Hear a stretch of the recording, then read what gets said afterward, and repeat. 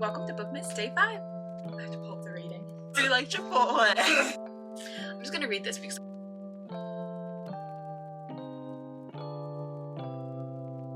hi friends, welcome to my channel Discover with Kim. I'm Kim. I'm so excited you're here with me today. Welcome to Bookmas Day 5. Today's video is going to be a really fun one. It's going to be my November wrap-up. So we're going to be talking about all the books I read in November. I'll give you a little synopsis, I'll give you my opinion, and we'll do a quick rating. So let's get right into it. The first book I read in November was actually finishing a trilogy. So it was You're Next by Tate James. This is part of the Devil's Backbone trilogy, and it was really interesting. I will say that. This trilogy was a weird one. So it's a mix between like a reverse harem romance and a mystery thriller. They're all in grad school together, and I think it's a continuation of, like, I think the parents of the female main character had their own series, and now it's a continuation.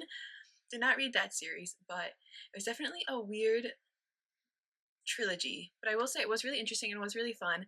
They were all part of this Devil's Backbone Society, and they had all these different events they had to go to, and all these things kept going wrong, and people kept getting injured and whatnot, and it was a really interesting trilogy. But like I said, it was a weird one. What I really enjoyed about it is that it was a really fast read, so you could pick up the books and you could read them in like a day or two, and it kept you coming back because you were kind of curious what would happen. I have heard mixed reviews on these books. Some people really liked them, some people did not like them that much, and I kind of see both ways. But if you're looking just for kind of like a mystery thriller with some fun romance mixed in there, and you want something that's going to be a quick read, definitely check these out. They are on Kindle Unlimited, so if you have Kindle Unlimited, you can read them for free, and they are pretty fun. I ended up, hold on, I have to pull up the rating. I ended up rating it 3.5 out of 5 stars. It was fun, it was interesting. I'd recommend it to someone if you like something like that, but I wouldn't go and recommend it to like everybody because it wasn't that good. Next up, I read Enchantra by Kaylee Smith. This is number 2 to Phantasma, but it is kind of interconnected standalones. So they do mention the characters in this book from book 1, but if you haven't read book 1, you could read this book and still understand it. This one follows Genevieve. She is the sister of the main character from book number 1, and she ends up going on her own adventure. So she's looking to find out information about herself and her family, and she goes off on an adventure to find someone who knew her mom, and she ends up in this manor, and she ends up trapped in a devil's game where she ends up having to, let me get this right from the synopsis so I don't give you guys any spoilers. Yes, okay. So she ends up having to marry one of the people to help her chances of survival. Actually, it was her only chance of survival, and she has to go through all of these different games throughout it, and it's really fun and it's really interesting, and I love this one. I really liked Phantasma, and I think this was a great follow-up. You got your own storyline, but you still got the same kind of fun vibes in it, and it was very kind of spooky and interesting, but you could read it any time of the year, truly. It had a lot of like devil stuff in it, which if you're into that kind of fantasy, this one is a great one for that, and I thought it was really fun and really interesting. I ended up giving this one 4.25 out of 5 stars because honestly, yeah, I thought it was a great follow-up to Phantasma, and I would definitely recommend this if you guys like fantasy novels that are a little bit darker. Oh, also spicy. There's some spice in here, so if you're looking for spiciness, this one is a good read there too. Next. Huh? Spicy like Chipotle. I do get my Chipotle quite spicy, so. Are you dying over there? Don't eat my leftovers. Someone needed to. I see why you get sour cream with it. You have to. Did you use it? No. Silly. So I get on the side and pour it on to cool it down. You got it, but it's delicious. Anyways. Sorry. No, you're fine, love bug. The next book I read was my morning book for the month, and that was Robert Frost, Selected Poems of Robert Frost Illustrated Edition. This is an absolutely gorgeous book. There's so many different illustrations throughout it, and it's really fun and really pretty, and I really enjoyed it. But I will say, they are poems from Robert Frost, and Robert Frost wrote poems, let me make sure I get these years right, because he was alive from 1874 to 1963, so that alone will tell you how old these poems were. These are the full contents of his first 3 volumes, plus a collection of other works. So these were really fun, but it definitely were poems from the early 1900s, so that's what you're getting with this book. So it's more for kind of like the aesthetic and the experience. And if you like poetry, I think it's really, really fun. But it's not necessarily going to be for everybody because they are old poems. But I really enjoyed it and I thought it was such a fun read and something a little bit different. And I love this illustrated edition. It's just gorgeous.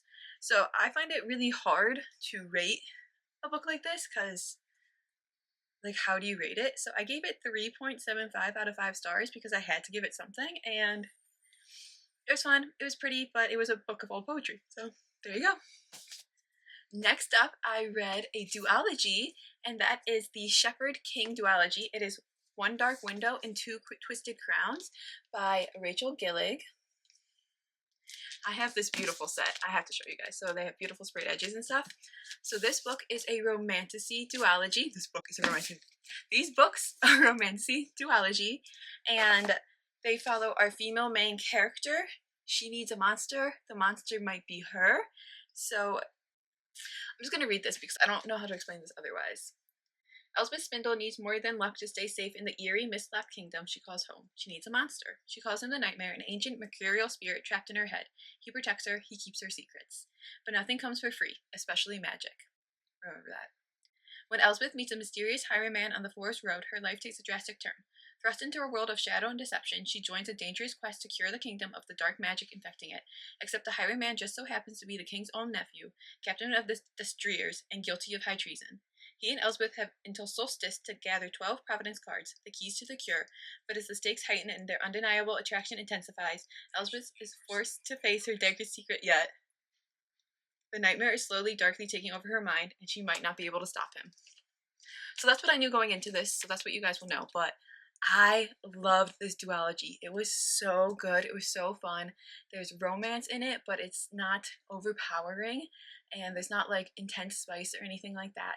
It's just a really fun, quick read romance. I loved that it was a little bit different. It had to do with magic and Providence cards, and they had all these different storylines, but they tied together really well, and they're really, really fun.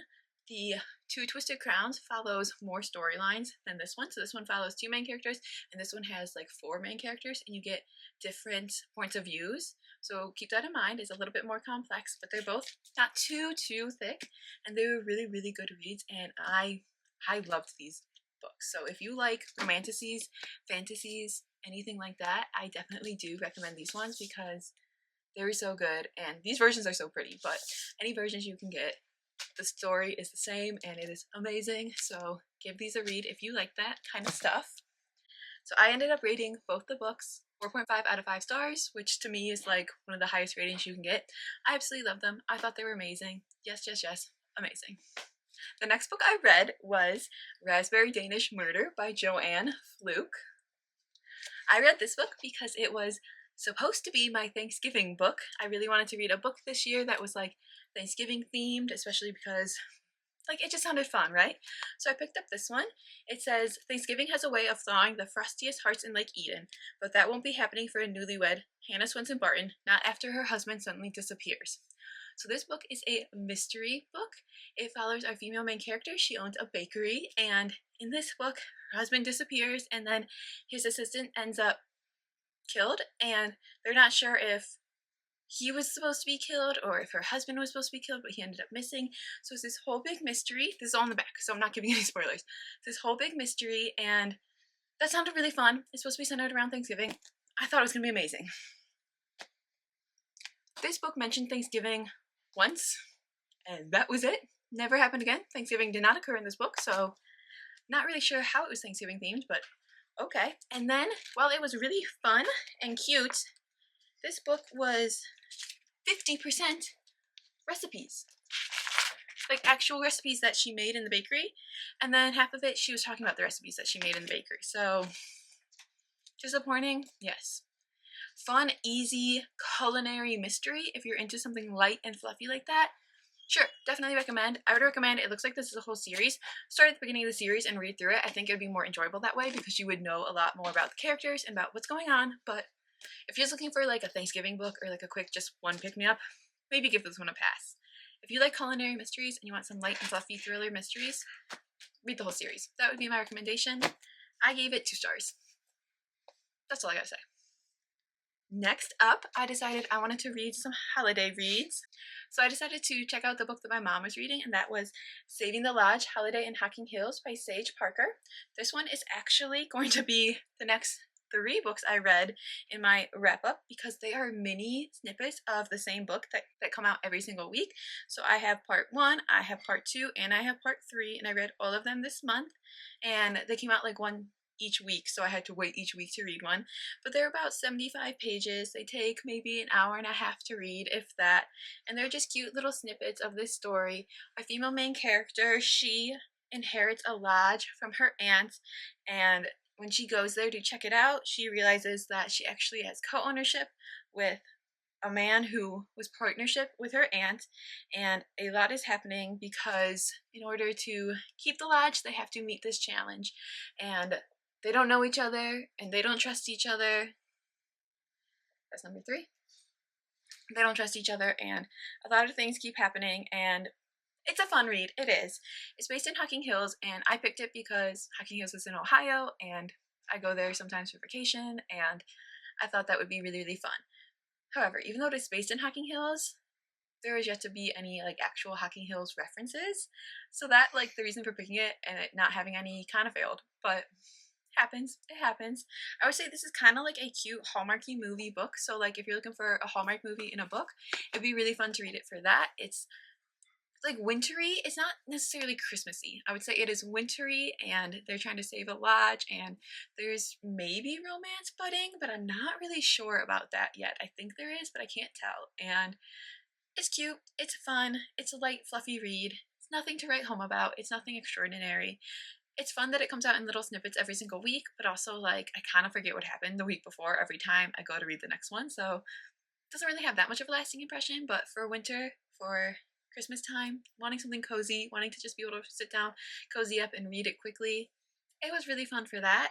I ended up giving the first one 2.75, and then 2 and 3 I gave them both 2.5 stars because that's just how I felt about them. They were fun, they were cozy, but they weren't anything extraordinary. The female main character kind of annoys me, and yeah, but like I said, fun, cozy, and once all 6 are out, I feel like you could easily sit down and read them in like an afternoon or a long weekend or something and like just get it all done. So it could be fun to do that with, but yeah, that's that. And my final book that I read in the month of November was The Enchanted Greenhouse by Sarah Beth Durst.